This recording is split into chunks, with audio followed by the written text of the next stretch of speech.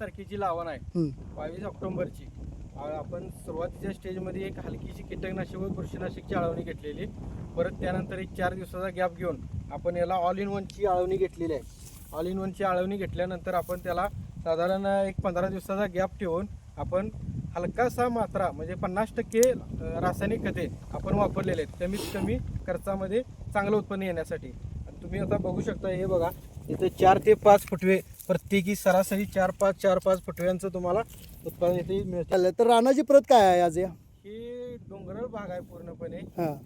ह्याला पाण्याची कमतरता इथं, आणि रासायनिक खताचा कमी वापर करून हे आपल्याला टॉनिकचा रिझल्ट चांगला वाटलेला आहे. आणि शेतकऱ्यांनी वापरावं असं माझं म्हणणं आहे. कारण याला रासायनिक खतांचा जो वापर आहे तो बऱ्यापैकी 50% आणून ठेवतोय हे ऑल इन वन. आणि ऑर्गॅनिक असल्यामुळं शेतीचा पोत वाढतोय जमिनीचा आपल्या, आणि शेती सुपीक होते. त्यामुळं पुढच्या शेतकऱ्यांनी शक्यतो करून ऑल इन वन वापरावे.